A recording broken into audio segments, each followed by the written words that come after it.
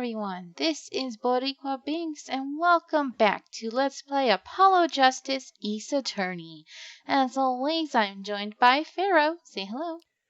Hello there, everybody. And in the last episode, wow, we had quite a doozy going on because poor Clavier was freaking out, and we were like, what? Why is he freaking out? Well, we're questioning Vera about her being the real forger, the real Drew Misham. And it turns out that he's freaking out because she was the one who created fake evidence that was used in Phoenix Wright's final trial, and it's the reason he got disbarred. But right before we could find out who hired her to make that fake evidence, Vera... She died. Well... I mean, no. She almost died. She apparently has been poisoned, just like her father was. Uh-oh. So now we are actually going to be doing something awesome. We are going to be going back in time 7 years ago to something big that happened. Okay. Sounds good. All right, let's do it. I thought you were going to say Back to the Future. I'm like, aw. Oh, showdown time. Hold on. Uh-oh. I'm ready. What is going on? Wait, this is just a... I lost. It's only a game of poker. A game I've played for a long time. And only lost twice. Who was the first? The man I killed, of course. Oh. The hell? Well, it seems I found the partner I've been looking for all along. Over a game of cards. Well, yes, over a game of cards. Don't worry, guys. He'll be doing the voice acting. That was how we first met 7 years ago. Ooh. Phoenix Wright's final trial. I hate seeing that final trial. It's like, no! Yeah, it's pretty sad. Alright, April 19th, 9:27 a.m. District Lobby number 2. Ah, the good old music, too. Yep. Phew. Okay. It's been a long time since I felt like I was such a rookie. Gotta try and relax. Ah, good morning, Mr. Enigmar. I'm sorry to have sprung this on you so suddenly. I received the files from your previous attorney only yesterday. Honestly, I'm not entirely sure I'm prepared. I understand I'm asking the impossible of you. Yes, well, you haven't really told me what happened yet. All we did was play cards. That was enough. Actually, it wasn't. Trust me. He looks so familiar, too. Right. Oh, she's so cute! Ah, I love kids. They're so adorable. Except for the freaking brat that coughed at me today on the bus. I wanted to throw him out the window. He coughed like in your face? Practically! Like seriously. He's holding onto a pole. I'm sitting. And don't start, Pharaoh. What? No, I'm not. I wasn't even thinking like that. I'm just laughing at the whole coughing thing. And he's facing the opposite way, and then he does like 2 little coughs, and I'm thinking, oh, he didn't cover his mouth, of course. And then he decides to turn directly 180 degrees, whatever, and face me and go like right at me. And I was so angry. I said, bruh, with Corona, you trying to kill me? This was a thing, too. It's everybody's already kind of freaked out this whole virus going around. It's like, maybe you should... I mean, I'm assuming one of his parents must have been there. Why the hell father. And then his father must have realized, because a moment later, he's like, hey, buddy, you got a cough in your elbow like this. And he shows him. And I'm like, oh, too late, man. A little too late, don't you think? Yeah. I don't know what it is about like little children coughing. They cough so weird, like their whole mouth is open. Yeah. Ew. It's just gross. Kids are little germy things, you know? They're drunk people in short form they're... I don't Wait, know. why are you saying they're drunk? What are you saying? I mean, I'm talking about more so like a toddler or whatever. They're basically drunk adults all the time. That's how toddlers are. They go out of their way to try hurting themselves in stupid fashions, and they keep tumbling everywhere. And it's like, why would you do that? I mean, they're still learning, they're still understanding things, but Well, I'm going on a rant about kids now. yeah, I probably shouldn't continue. I don't know. But yeah, this little kid right here is totally adorable and innocent and wonderful compared to that one. Oh. Alright. Oh, morning, Daddy. Oh, I'm so glad you came. You okay, Daddy? They picking on you? I'm fine as always. This old boy is here to help me after all. That's young man to you. Good morning. That's a cute outfit you have on. Thanks. My first show's today, after all. Oh, I'm sure it is. What the heck is she talking about? Oh, old boy. Huh? Me? Oh, look what he started. Here. What's this? I don't know. I just got it over there in the hall. They told me to give it to the old boy in the blue suit with the spiky hair.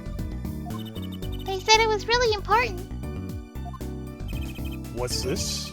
A memo for you or some such? Not from the looks of it. What is this? It looks like a page from someone's diary. I'll give it a read later. Okay. No, Phoenix, throw it away! No. Throw it away! Well, how do you feel about the trial today? We'll get through it. Somehow. And incidentally, the prosecutor today is a new guy, I hear. Ah, easy win then, yes? Yeah, they're calling him a true thoroughbred in the history of the prosecutor's office. Of course, there's one of those every year. Of course. That's great. Ah, the switching of attorneys just before the trial. I know it's a difficult situation I put you in. But allow me to say one thing, Mr. Wright. Yes? They will not be able to pronounce me guilty today. So, do your best, but do not worry. First time defendant's ever given me such a pep speech. I'll do what I can. I see you do not understand. You see, it will be impossible for them to declare a verdict. Oh. Impossible? Yes. Isn't that right, Chusi? Yep, you bet, Daddy. My first look at the case was only yesterday, and the information I was given was a tad bit lacking, to be honest. Still, I'll do what I can, for their sake. I believe the curtains will be lifting any time now. I am in your capable hands, Mr. Wright. I love his name. My client is Shady Enigmar. Sounds like a Pokemon, right? Yeah. Known to the world as Zach Gramarye, a widely popular magician, star of the troupe Gramarye. His mentor, Magnifique Gramarye, was a rare breed of magician. He single-handedly ushered in the golden age of stage magic, until he was shot dead. Zach Gramarye is a suspect. So what about the other douche in the second game, Maximilian something or another? Max Galactica. I hope he never I hope that case never comes back ever. That I don't know why, I just absolutely despise that case. Oh, I know exactly why. Wait, is something spoilerish if you do say why it is? No. It's just because you Why- hate why- Mo. No, Mo I can actually, oh no, hold on a minute. The reason why I do hate it is because of the revelation of how things happen. Oh, That- yeah. It still pisses me off. Yeah. Because it's like you really got to stretch it a little bit there, but never mind. If you guys know what I'm talking about, go watch Turnabout Big Top. Anyway, courtroom number 7. Rubber. Oh, Oh, that's are right. you? I'm doing Yeah. the judge. Sorry. Oh, you're I good. forgot. Court is now in session for the trial of Shady Enigma. Defense is ready, Your Honor. Is the prosecution ready? I was just thinking, is this what all the fuss is about? Bit of a buzzkill, really.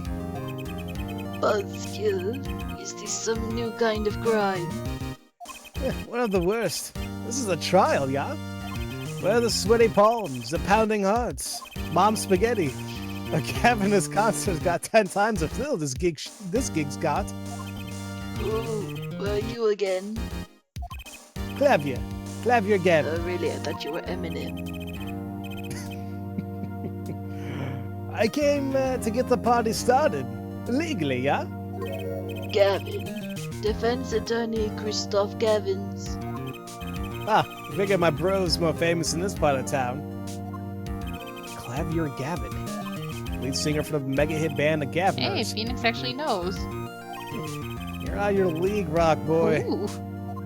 I love seeing cocky Phoenix. Yeah. I know what you're thinking. Ah, you're out of your league, rock boy. Whoa. Alright, hold on a minute. True, my debut single, 13 years hard time for love. Or my planet. Yeah, 13 years hard love. That's a little bit too much. They went platinum overnight. But that's just a hobby to me compared to this, yeah? Talkative, aren't you? I like your affected Euro rock accent, by the way. I'm just getting warmed up, Attorney Wright. Perhaps you would be so kind as to fill us in on the case. Ach, doing, baby. Time to call on the opening act. What was his name again? Ah, yeah. Gumshoe, he's in here? Yes. I forgot! Oh my god, that Oh, yeah. reaction, y'all. Yes, Detective Gumshoe. Hit it. Holy crap, how did I forget about I this? don't know, bro. Why do you think I'm doing the judge? You gotta do him. I forgot. I thought you just felt bad for me or something. And you are? But hey, you're the one who called me up here, sir. Name's Dick Gumshoe. I'm a homicide detective down at the precinct. Detective Gumshoe. Long time no see. Hey, you! Huh? Me? Today's the day, pal. Today I win and you lose. I got confidence in my testimony today, see? What, you normally lack confidence in your testimony? Hey, detective, this is my stage. Candy antics. Huh? All this hey youing and such. And I could care less for your history together. Very well, Detective Gumshoe, if you would. Please tell us about the case at hand. Well, it happened 6 days back in a room at a general hospital. Not that general hospital. It's Cloud! Steve Burton! Keep forgetting about that. The facts are as simple as they come. Here's a crime scene. The victim was a patient asleep in a hospital bed. The killer came in, puts a pistol to his forehead, and BAM! Lights out. Them's the facts. Oh, Gumshoe. I miss you, dude. We all do. Maybe he'll come back. I hope so. Not so long ago, the victim, Magnifique Gramery, was a famous man. He had the entire country under his magical spell, as it were. Ah, yes, the great magician. He retired years ago, though. Say the name Magnifique to one of my generation, he'd be lucky to get a blank stare. Yes, though I'm sure the youngsters today know his disciples even better. I dare say Troop Gramery has made quite a name for themselves. Anyhow, the retired Magnifique's been in the hospital for the last year. What was it? A malignant tutor or something. Doing something to his liver, I think. Yeah. A malignant tumor, perhaps. I watch medical shows. Oh yeah, ER, it's my favorite. Actually, I don't think I ever watched ER. Really? It was actually it was pretty good sometimes. I used to watch it. Well, it's because I was younger. It's like I didn't really care for those types of shows. I've always been That into was 'cause medical stuff. So. I I do like some medical shows now, but then there's like a pattern. Like House is like, it's a weird thing. Oh, it must be this. It's not that thing. The patient woman dies. It's a weird thing to solve, and they solved it. Mm-hmm. That's like 98% of the show. Yeah. And then I haven't seen really. I heard The Good Doctor is really good. Duh, The Good Doctor is good. Grey's Anatomy I could not get into at all. No, I like there's a show called New Amsterdam. It's pretty good. Ooh, well, maybe I'll give that a shot. It's actually about a doctor who's like actually running a hospital and he's trying to change how healthcare works. So that's what I like about it. Oh, nice. In other words, he had liver cancer. He had only 3 months left to live, in fact. Oh, damn. In other words, he was screwed anyway. Right? But still, it doesn't mean he gets shot in the head for it. Right. The facts do seem simple enough, but something's not right. The victim's already climbing a 3-month stairway to heaven. Why not wait for him to knock, knock, knock on heaven's door? Why shoot him? Oh, song references. I wouldn't put it quite so lyrically, but it's true. Why make the effort to commit murder when the victim was about to die? Well, incidentally, the victim had a serious case of diabetes. Diabetes? In fact, he was about to shoot up with insulin. Don't say it like that. When he was shot with a pistol, the syringe was found at the crime scene. Chronic diabetes. And cancer. As much as it pains me to say it, the victim was clearly at the end of his life. Jeez. I believe the question before us is clear then. Why did the killer have to shoot this dying man? What reason could he have had? Very well, Detective. Perhaps you could enlighten us as the circumstances of the shooting? Yes, sir. All right. Let's hear the circumstances then. Actually, the victim kind of ordered the defendant to do him in. A few days before it happened, the victim sent a letter ordering his own murder. The defendant did what we asked of him and shot the old man in the forehead. The bullet was fired from the pistol found at the scene, no doubt about it. But the pistol definitely belonged to the old man, sir. What? You're saying the victim ordered his own shooting? Yeah, those are the facts. I have here the letter in question.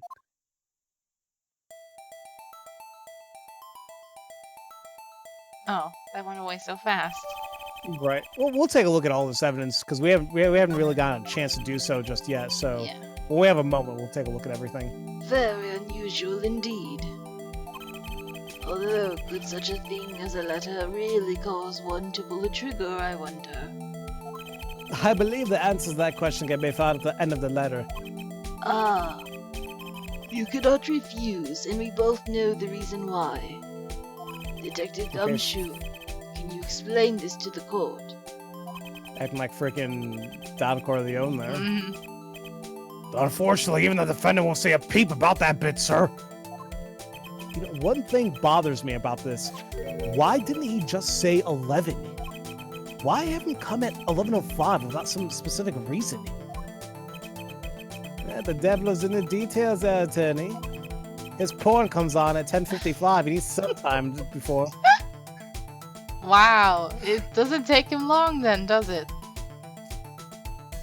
We'll leave that one alone. If anyone, nope. Actually, never mind. I am not gonna go into this questioning because there's Yep. Hey, you started us down this path. Yeah, it's true, but still. Well, was there some reason? As it turns out, there was. It looks like I'm right. As it turns out, there was. Every night for a half hour, starting at 11, the victim, Magnific Grammary, was given an IV. of boobs. An IV. There it is in the picture, off to the side of the bed. At 11, a doctor would come in to set up the IV. 30 minutes later, he would come back for the empty bag. This happened every night, without fail. So that was the only time they could meet without the chance of an untimely interruption. During his IV. I'm sorry, but no doctor would be the one to come and do that. It's always the nurse. I was gonna say, it's like, I would imagine it's a nurse, it could be a CNA, but yeah, a doctor, come on. Mm-mm. They never make time like that. At least not the ones that we know around here. Mhm. Very well, shall we begin?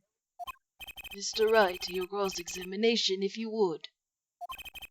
What's this reason he couldn't refuse, I wonder? He could have at least mentioned it to me.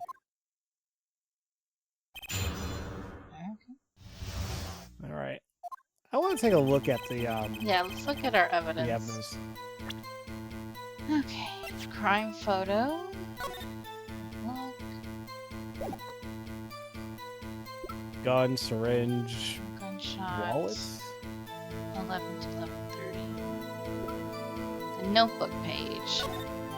It seems fate's clock will make me wait a little longer. At least only less than 10 swift minutes remain. To all those who have supported me in my life's work, I give thanks. Farewell, Magnifique Grammary. Interesting how we got that earlier. And Tristan never really said who wanted to give it to us. And we got his chart. Okay, nothing that important there. Syringe has been washed and shows no sign of use. His letter. To my beloved student Zach, to you I entrust the task of lowering my life's curtain. Dramatic. Come on the 13th, 11:05 p.m. I will ready a gun with which you will shoot one shot, square in the forehead. You cannot refuse, and we both know the reason why. Now the thing is, you're in a hospital. How in the hell is he gonna get away with shooting you? Isn't that noisy? Unless it has like a silencer or something. But then again, if we take a look at his crime photo, I mean, that gun looks very old-fashioned, and I'm assuming loud. Right. I don't know. I know this is Like- us picking on the game. Oh, yeah, of course. I mean, like, if we nitpicked like this every single plot hole in Ace Attorney series, we would get nowhere. Right. But, you know, it's just something that we notice and see. Yeah. Just like to call it out every now and then. Yeah. Alright. Mhm. So. Letter.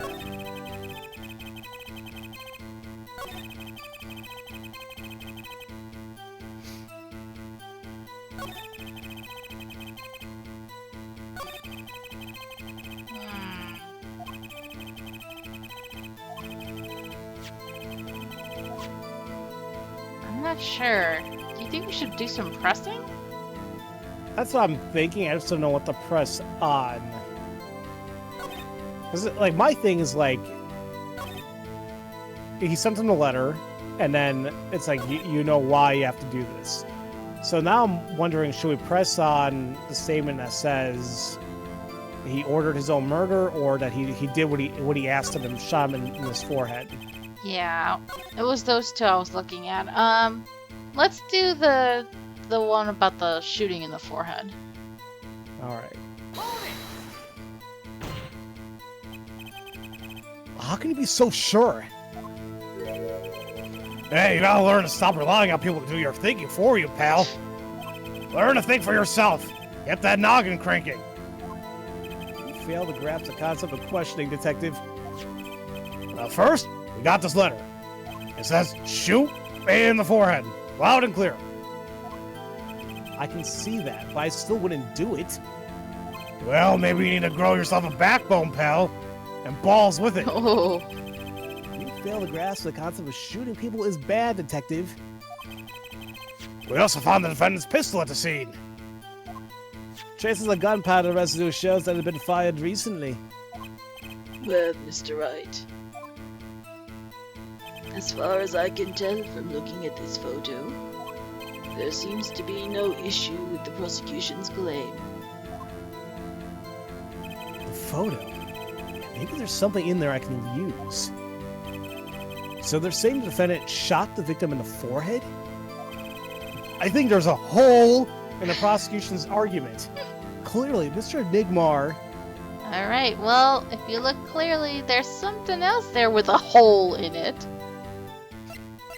So I think he shot something else. Yeah.